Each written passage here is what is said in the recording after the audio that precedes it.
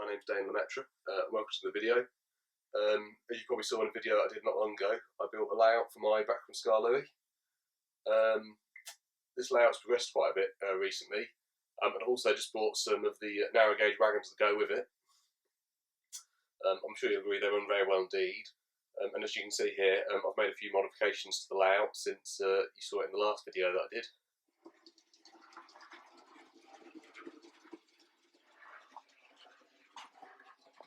As you can see, there's a little bridge I've added, and that's where the water's going to go.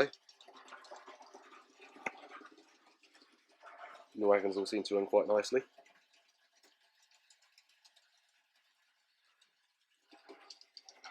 You can also see there a bit of a tunnel and a bit of one behind that box. Basically that polystyrene there has been used to make a backdrop, and that's the N-gauge tunnel pack that I brought for one of Train's models.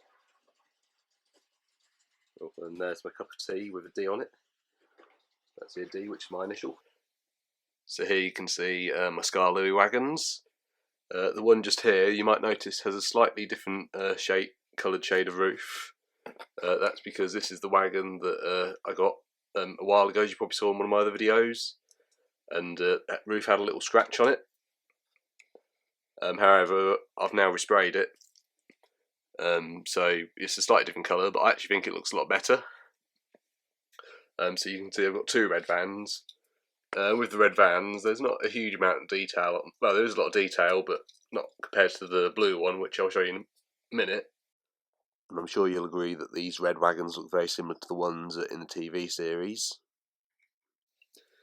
And if you look underneath, it says there Peco and made in England.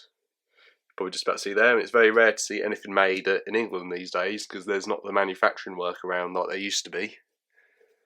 But you can actually get these wagons a lot cheaper on Hattons. I bought these from the Diesel Works, as you can see here. However, I did get 5% off because I had a voucher. So there's a bit of a saving. Although I said you can buy these wagons off Hattons, they aren't actually the same colour as the Thomas ones.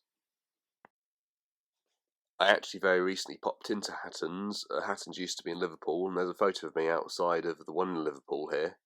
However, it's now moved to Cheshire, and I haven't got any photos. I didn't have my camera with me on this particular trip that I was on, but I popped into the store and I got the raspberry syrup tanker, and that was £12.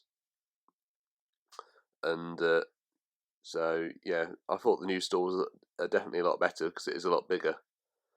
And so I'm sure it's a shame that it's moved out of Liverpool because it's been in Liverpool for about 70 odd years, but nevertheless, you know, at least it's still going strong and still doing really well. And then here you've got the blue one, and the blue one, in some ways, although it's not, I like to use it as a brake van because it reminded me of the brake vans on the back of the coaches in the TV series of Thomas the Tank Engine.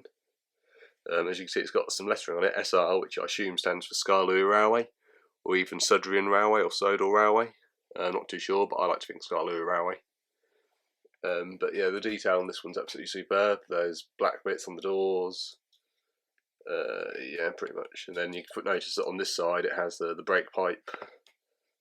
It does have a brake pipe on this side. All the wheels are plastic. However, I don't think compared to a 001 you'd get as much dirt from them on track. And obviously if you get dirt from the track, which can happen with plastic wheels, they don't run as well.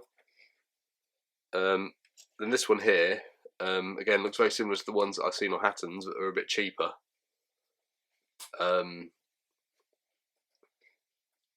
Yeah, and that one doesn't look anything like any of the trucks in the Thomas the Tank Engine TV series, but it does look like an actual narrow gauge one.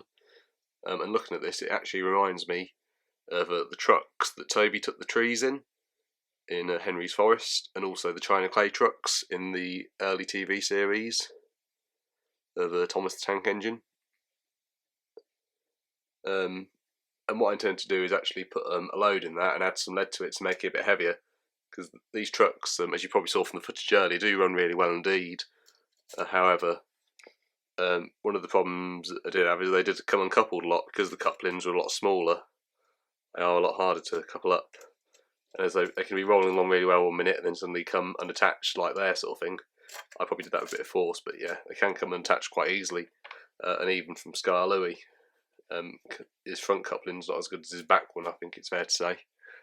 But yeah, so they do run really well indeed. And also you can take the roofs off, as you can see here.